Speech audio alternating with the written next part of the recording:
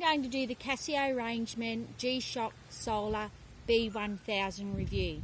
As you can see, I've actually put a bull bar on mine for that extra protection and, you know, that extra cool look. But anyway, I'm just here to say that I'm very disappointed, and I think I wasted my money, and now I'm going to be reselling mine. As soon as the battery goes down to 2 bars, the GPS won't work. Major issue if you're out in Buckfuck, Idaho with no charging facilities. Not only that, but I live in a heavy tree area, so definitely useless in a rainforest or semi-heavy tree growth. So GPS won't work. Maybe picks up sometimes, but then cuts out again.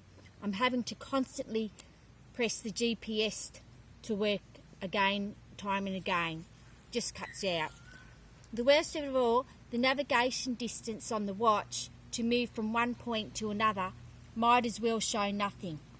You actually have to do at least a 10 kilometre to even show anything on the front navigation as far as movement. If you do a 2 kilometre trek and under, the point from A to B actually sit on top of each other.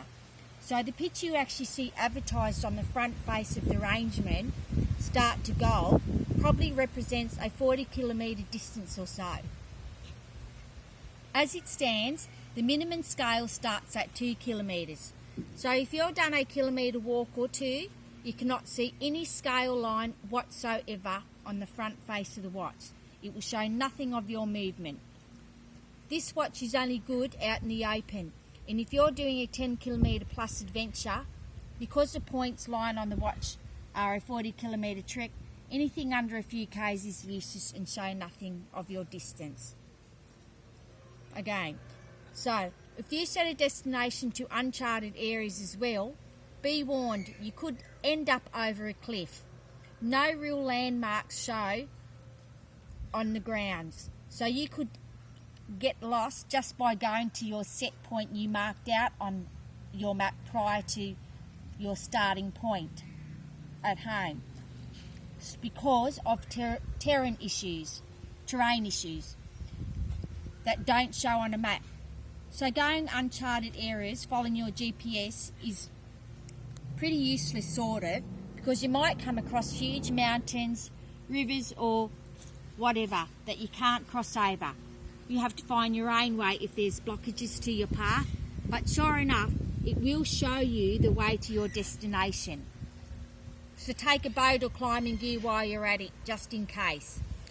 My advice is to take some flares, tell your folks where you're going, take a map, compass and breadcrumbs to mark your route. Good watch for the elderly if they're suffering from dementia and get lost in the city. That's about the gist of it. Only good in landmarked areas, really. Or if you want to go for a drive for half an hour or something. You can, however, do a random GPS adventure if you want.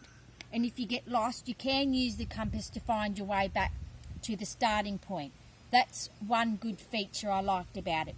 But again, you know, if you're in heavy tree area or there's a lot of action, forget about it, because you're having to constantly start the GPS. Overall, it's a good solid watch with great large digital time, which I really liked about it, and you can see the time on all angles of the watch, no matter where you move it to. But yeah, very disappointing. I'd advise you, if you want this watch, you know, it's good for everything else, but the GPS, yeah, that's probably debatable if you're going out the fucking sticks with no other markings. Okay, thank you, bye. Thanks for watching.